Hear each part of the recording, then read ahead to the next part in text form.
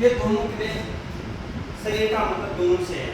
मैं लगभग सभी प्रक्रम एक नया शब्द है प्रक्रम। प्रक्रम का मतलब होता है प्रोसेस, अर्थात शरीर में होने वाले कार्य किसी न किसी विलयन में घटित होते हैं। जो भी बॉडी के अंतर्गत जो भी कार्य होते हैं वह हमारे बॉडी में विद्यमान विलयन में ही घटित होते हैं, हेल्पर होते हैं। जैसे हमने जो कुछ भी खाया पिया, उसके खाने और पीने के पश्चात जो भी चीजें हमारे बॉडी के अंदर हमारे बॉडी के अंदर चली जाती है, हमारे शरीर में जाती है, उस शरीर के पश्चात शरीर में विद्यमान विभिन्न अंगों द्वारा उनके विभिन्न अंगों द्वारा अलग अलग प्रकार से उसमें से रस पैदा किए जाते हैं, ब्लड बनाया जाता है, वसा बनती है और फैट बनती है, इस प्रकार से शुगर बनती है। तो ये हमारे बॉडी के द्वारा विभिन्न प्रक्रियाओं से जब विलयन के द्वारा विलयन में उपस्थित अणुओं के द्वारा हमारे शरीर में हम शुगर, फैट आदि प्राप्त करते हैं। अब समझने वाली बात यह है कि शरीर में लगभग सभी प्रक्रम किसी न किसी विलयन में घटित होते हैं। तो कहने का तात्पर्य ये हुआ कि विलयन अपने आप में एक महत्वपूर्ण शब्द हो गया कि विलयन क्या है। विलयन क्या है, इसके संदर्भ में हम नेक्स्ट स्टडी करेंगे। इससे पूर्व सामान्य जीवन में हम बहुत कम शुद्ध पदार्थों से परिचित हैं। इसे समझने की कोशिश करें। सामान्य जीवन में अर्थात जब भी हम मार्केट में किसी वस्तु को खरीदने के लिए जाते हैं, चाहे वह सब्जी हो, चाहे खाद्य पदार्थों में घी हो, तेल हो, आटा हो, चाहे मिर्च मसाला हो या अन्य कोई भी चीज हो, जब हम बाजार में क्रय करने के लिए जाते हैं तो सामान्य जीवन का मतलब है कि सामान्य स्तर का व्यक्ति शुद्धता की पहचान सामान्य स्तर पर ही करेगा। केवल वह दुकानदार से इतना ही पूछेगा कि मुझे शुद्ध पदार्थ चाहिए, प्योर चाहिए, मुझे अच्छी सब्जी दीजिए, शुद्ध दीजिए, इसमें किसी प्रकार की कोई मिलावट नहीं होनी चाहिए। मिलावट की बात नहीं करेगा, वो कहेगा कि सड़ी नहीं होनी चाहिए, पुरानी नहीं होनी चाहिए, एक्सपायर डेट की नहीं होनी चाहिए। केवल सामान्य जीवन में अर्थात सामान्य व्यक्ति। लेकिन साइंटिफिक जो व्यक्ति होते हैं, वैज्ञानिक जो सोच वाले जो व्यक्ति होते हैं, जिनका कार्य होता है केवल और केवल पदार्थ की शुद्धता का परीक्षण करना, वो अपने स्तर से उस पदार्थ की शुद्धता का परीक्षण करते हैं कि ये पदार्थ शुद्ध है या नहीं है। इसके लिए उस पदार्थ में विद्यमान अनेक तत्वों का प्रत्यक्ष अध्ययन करते हैं कि इस पदार्थ के अंतर्गत, इस पदार्थ में कितनी मात्रा में विटामिन है, कितनी मात्रा में प्रोटीन है, कितनी मात्रा में फैट है, इस प्रकार से कि ये इसमें जो भी पदार्थ है वो मानव के लिए उपयुक्त है या नहीं है। अर्थात शरीर में, हमारे शरीर में वो पदार्थ गया और उस पदार्थ में विद्यमान अवयव में कोई अवयव ऐसा तो नहीं है जो पॉइजन का कार्य कर सकता है, या फिर किसी अवयव की अधिकता तो नहीं है जिससे हमारा शरीर पर विपरीत प्रभाव पड़ सकता है, चाहे वो शरीर मानव का हो या फिर एनिमल्स का हो। तो सामान्य व्यक्ति शुद्धता की परिभाषा अपने स्तर से जानता है, जबकि साइंटिफिक विधि से जानने वाले जो भी व्यक्ति होते हैं, साइंटिस्ट होते हैं, वो शुद्धता का परीक्षण अपने स्तर पर करते हैं। अब शुद्ध पदार्थों का जीवन में उपयोग और महत्व उनके संयोजन पर निर्भर करता है। इसे पॉइंट करने वाली बात, शुद्ध पदार्थों का जीवन में उपयोग अर्थात मानव जीवन हो, चाहे फिर एनिमल्स हो, ह्यूमन हो या एनिमल्स हो, हर ह्यूमन या एनिमल कोई भी हो, उनको शुद्ध पदार्थ बनना चाहिए और उसकी जो भी उपयोगिता और महत्व है उस शुद्ध पदार्थ के संगठन पर निर्भर करता है। संगठन एक नया शब्द आ गया, शुद्ध पदार्थ का संगठन। संगठन का तात्पर्य है कि जो भी शुद्ध पदार्थ आप ले रहे हैं उसमें क्या क्या कंपोजिशन है, कितनी कितनी मात्रा में पृथक अवयव है, एलिमेंट है, और किस किस एलिमेंट की क्या क्या मात्रा है, तब जाकर के उस पदार्थ की शुद्धता की गणना की जा सकती है। प्राय आप देखते होंगे कि जो डिब्बाबंद भोजन आता है या बहुत पैक्ड जो भी चीजें आती है उन पर बाहर एक स्टिकर पर्ची लगी रहती है, उसमें लिखा रहता है कि इस वस्तु को या इस जैसे इस साबुन को इस दिन बनाया गया और इस दिन इसकी मैन्युफैक्चरिंग की गई, इसकी एक्सपायरी डेट ये है और इसमें ये तत्व मिलाए गए हैं। अब हो सकता है कि जो भी मिलावट है, जैसे मान लीजिए शादी का सीजन है, अब शादी के सीजन में हमें मावा बाजार से क्रय करना है, रसगुल्ले बाजार से क्रय करते हैं, अन्य नमकीन बाजार से क्रय कर लेते हैं या बना लेते हैं, लेकिन उनमें कितने सही रूप से उनका संगठन या नहीं है जो बनाने कहीं मान लीजिए मावा कई दिनों से एक कप खाना तो नहीं है या मावा के अंदर जो तत्व होने चाहिए थे वही है या नहीं, इसकी पहचान केवल और केवल साइंटिफिक तरीके से ही की जा सकती है। जैसे पीतल, मान लीजिए पीतल में जिंक और निकल का मिश्रण होता है, तो कांसे में तांबे और टिन का मिश्रण होता है। पीतल के गुण कांसे से अलग होते हैं। इसका पीतल के गुण कांसे से अलग होने का कारण क्या है कि जहाँ पीतल में जिंक और निकेल होता है वहीं कांसे में तांबा और टिन होता है। तो जब पीतल बना, इसमें दो पृथक अवयव से पीतल बना, तो कांसे में भी दो अलग अलग अवयव, इसी कारण से पीतल के गुण कांसे से अलग पाए जाते हैं। अब देखिए जल में उपस्थित प्राय हर सजीव तंतु, सजीव चाहे मानव हो चाहे एनिमल हो, चाहे ह्यूमन हो या एनिमल्स हो, हर व्यक्ति की बॉडी में H2O की मात्रा अत्यधिक होती है, अर्थात हर व्यक्ति को जल की आवश्यकता होती है। कहा जाता है जल ही जीवन है, अर्थात बिना जल के हम जीवन की कल्पना नहीं कर सकते। इसलिए जल में उपस्थित, जल में अनेक प्रकार के अवयव पाए जाते हैं। जल में आपके आयरन भी पाया जाता है, तो जल में आपके विभिन्न प्रकार के जो भी शरीर के लिए पौष्टिक तत्व होते हैं वो भी पाए जाते हैं, तो हानिकारक तत्व भी पाए जाते हैं। उनमें से एक तत्व है फ्लोराइड। उनमें से एक तत्व क्या है? फ्लोराइड है। जल में उपस्थित फ्लोराइड ये एक प्रकार की विषम हर पानी की एक बहुत बड़ी मात्रा में यदि फ्लोराइड पाया जाता है, पानी के में यदि फ्लोराइड की मात्रा ज्यादा पाई जाती है तो मानव शरीर पर इसके हानिकारक प्रभाव पड़ सकते हैं। और यदि सीमित मात्रा में पाए जाते हैं, जितना मापदंड है उतना ही पाया जाता है, तो फ्लोराइड हमारे शरीर के लिए लाभदायक भी होता है। तो जल में उपस्थित फ्लोराइड आयन की पृथक मात्रा, सेपरेट मात्रा सजीव शरीर के लिए लाभदायक और हानिकारक है। यदि इसकी मात्रा एक सही रूप से है, एक जो निश्चित मापदंड के अनुसार है, तो वह हमारे लिए एडवांटेज का कार्य करेगी, और यदि निश्चित मापदंड से ज्यादा है तो वह हमारे लिए हार्मफुल हो सकती है, हानिकारक हो सकती है। देखिए यदि फ्लोराइड आयन की मात्रा जल में 1.00 ppm तक है, 1.00 ppm, ppm का मतलब क्या होता है, इसे आप अपने पाठ्य पुस्तक में पढ़ेंगे। इसकी एक इकाई है आयन की जो मात्रा है, क्योंकि बहुत ही सूक्ष्म मात्रा में पाया जाता है, इस कारण इसको हम ppm में नापते हैं, देखते हैं। यदि 1.00 ppm तक है तो दंत शरण को रोकती है, अर्थात दांतों को खराब होने से, टूटने से बचाती है, फ्लोराइड यहाँ पे उपयोगी हो गया। यदि पानी में फ्लोराइड की मात्रा 1.00 ppm तक है तो वह हमारी दंत शरण को रोकती है।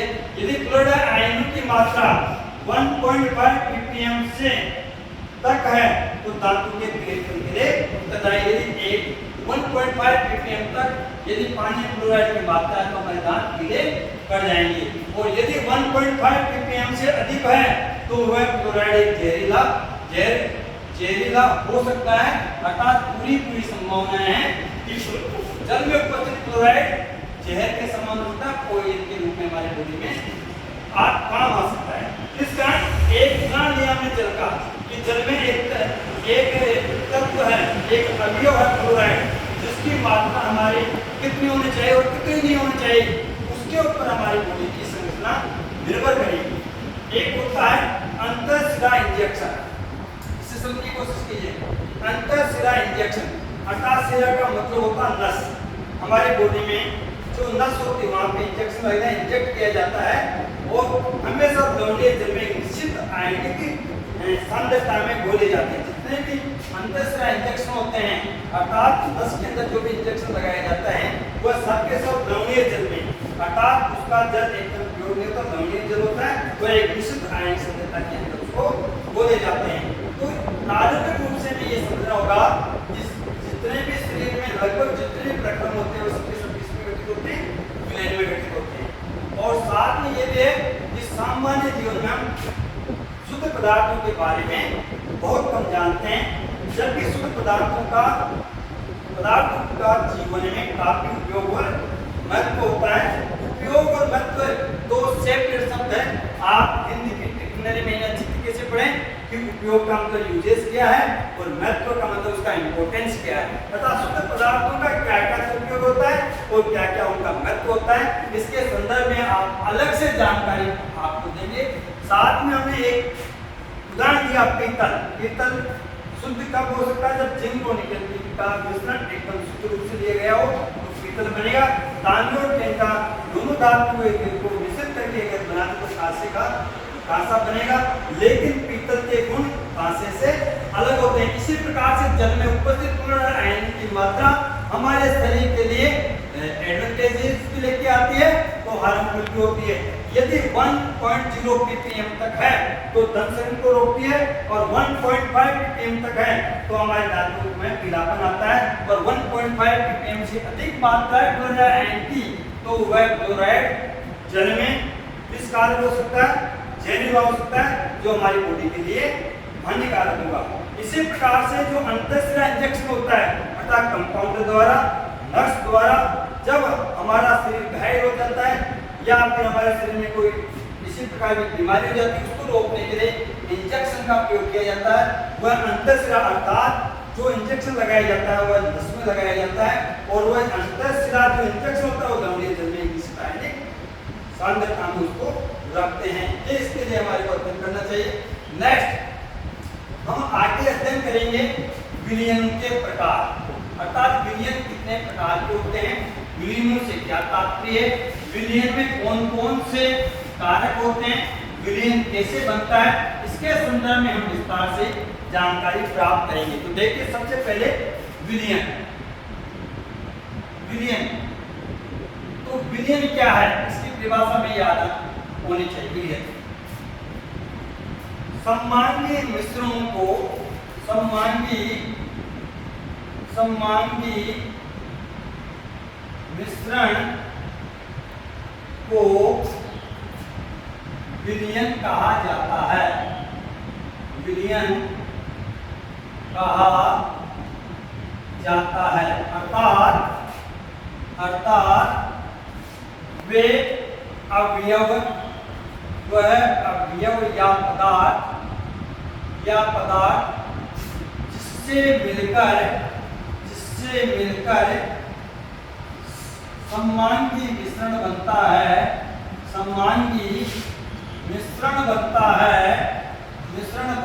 है विलयन कहलाता है।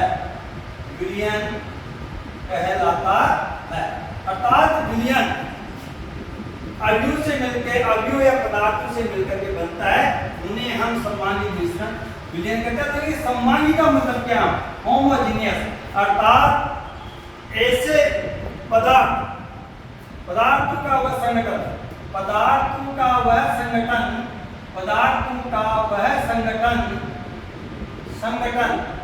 या पदार्थों की वह मात्रा जिसका संगठन वह गुण एक जैसे होते हैं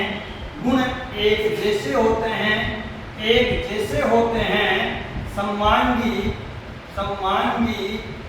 विलयन कहलाते हैं। अर्थात सममांगी विलयन में जो भी पदार्थ का जो का संगठन और गुण एक जैसे हो उन्हें हम सममांगी विलयन कहते हैं। अब सममांगी विलयन कैसे बनते हैं, देखिए सबसे पहले हम विलयन के लिए दो कारक महत्वपूर्ण है, विलायक और विलेय। विलायक एवं विलेय। विलायक क्या है और विलेय क्या है, अर्थात विलायक और विलेय मिलकर के विलयन का निर्माण करते हैं। और विलयन क्या एक प्रकार का सममांगी मिश्रण है। विलयन किसे कहते हैं? एक प्रकार का सममांगी मिश्रण है। और सममांगी मिश्रण क्या होता है? जिसका संगठन एवं गुण एक जैसे होते हैं उन्हें हम सममांगी मिश्रण या सममांगी विलयन कहते हैं। तो सबसे पहले हमें ये देखना होगा कि विलायक होता क्या है और उसमें विलय किसे कहते हैं। देखिए, विलयन बनाने में जो पदार्थ ज्यादा काम करता है, जो पदार्थ ज्यादा यूज में आता है, उसे हम विलायक कहते हैं। तथा विलायक में जो पदार्थ या अवयव मिल जाते हैं उन्हें हम विलय कहते हैं। कहने का तात्पर्य है कि विलायक कभी भी विलय में नहीं मिलेगा, विलय ही विलायक में मिलते हैं। विलायक में कौन मिलते हैं? विलय मिलते हैं। अर्थात विलयन बनाने के लिए जिन अवयवों या पदार्थों को सर्वाधिक मात्रा में, ज्यादा मात्रा में काम में लेते हैं उसे हम विलायक कहते हैं।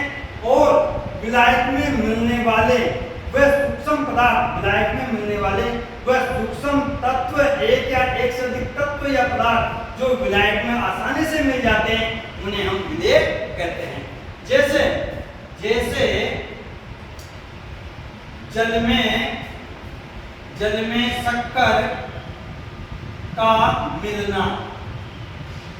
शक्कर का मिलना, अर्थात जल में यदि शक्कर को मिला दें तो मिल करके जल और शक्कर को मिला करके हम विलयन का निर्माण करते हैं। अर्थात जल प्लस शक्कर बराबर विलयन। तो विलयन कैसे बना? जल ज्यादा मात्रा में होता है तो इसको तो हम कहेंगे विलायक, इसे हम कहेंगे विलायक। और शक्कर कम मात्रा होती है उससे हम कहते हैं विलय। अर्थात जल में शक्कर मिल जाती है इसलिए हम इसको कहेंगे विलय। शक्कर विलय का कार्य करेगी जबकि जल विलय का कार्य करेगी। जल की मात्रा ज्यादा होती है, जिसकी मात्रा ज्यादा होती है उसी प्रकार का वह विलयन कहलाता है। मान लीजिए मुझे शरबत बनानी है, जल तो शक्कर को मिला करके ये विलयन के रूप में मुझे शरबत प्राप्त हुई। क्या प्राप्त हुई? शरबत प्राप्त हुई। मुझे शरबत प्राप्त हुई है। इस कारण शरबत क्या है? लिक्विड टाइप का है। इस कारण इसको मैं कौन सा विलयन कहूंगा? द्रव विलयन कहूंगा। इसे मैं कौन सा विलयन कहूंगा? द्रव विलयन कहूंगा। द्रव विलयन क्यों कह रहा हूं? क्योंकि जल की मात्रा शक्कर की तुलना में ज्यादा है इसलिए ये जल विलयन कहलाएगा। यदि ठोस पदार्थ में किसी एक दूसरे ठोस पदार्थ को मिला दिया जाए तो उसे हम ठोस विलयन कहते हैं। यदि गैस पदार्थ में किसी दूसरे गैस को मिला दिया जाए तो उसे हम गैसीय विलयन कहते हैं। विलयन भी तीन प्रकार के होते हैं: ठोस विलयन, द्रव विलयन और गैसीय विलयन। ये तीन प्रकार के अलग अलग विलयन होते हैं। इनकी प्रकृति ठोस विलयन को कैसे पहचानेंगे? यदि विलायक की मात्रा ज्यादा है, ठोस विलायक की मात्रा ज्यादा है तो उसको हम ठोस विलयन कहेंगे। यदि किसी संगठन में, किसी सममांगी मिश्रण में यदि गैस विलायक की मात्रा ज्यादा है तो किसकी तुलना में विलय की तुलना में गैस विलायक की मात्रा ज्यादा है तो उसको हम गैसीय विलयन कहेंगे। यदि विलयन की सममांगी मिश्रण में द्रव की मात्रा गैसीय विलय की तुलना में ज्यादा है तो उसे हम द्रव विलयन कहेंगे। कुल मिलाकर के विलयन दो शब्दों पर टिका हुआ है, विलायक और विलय। अर्थात किसी भी पदार्थ की जो भी अवस्था है उसको हम कैसे पहचानेंगे? ठोस विलयन है या द्रव विलयन या गैसीय विलयन है। तो ठोस विलयन की पहचान हम ये करेंगे कि विलायक की मात्रा ठोस की ज्यादा है तो ठोस विलयन कहलाएगा। यदि किसी सममांगी मिश्रण में गैस की मात्रा विलय की तुलना में ज्यादा है तो गैसीय विलयन कहलाएगा। यदि किसी सममांगी मिश्रण में द्रव की मात्रा द्रव विलय से ज्यादा है तो उसे हम द्रव विलयन कहेंगे। जैसे मान लीजिए H2O में H2O है, पानी है, इसमें इस जल में ऑक्सीजन की मात्रा, जल और ये ऑक्सीजन मिलकर के एक सममांगी मिश्रण बना रहे हैं। सममांगी मिश्रण क्या है? जल क्या है? द्रव है और ऑक्सीजन क्या है? गैस है। लेकिन जल की मात्रा ज्यादा है और ऑक्सीजन की मात्रा कम है, इस कारण इसको जल को हम कहेंगे, H2O को हम कहेंगे द्रव विलयन। क्या कहेंगे? द्रव विलीन, क्योंकि जल इज ग्रेटर देन इससे ऑक्सीजन से, O2 से, अर्थात विलय से ज्यादा जल है, इस कारण इसको हम द्रव विलयन कहेंगे। बाकी हम कल अध्ययन करेंगे।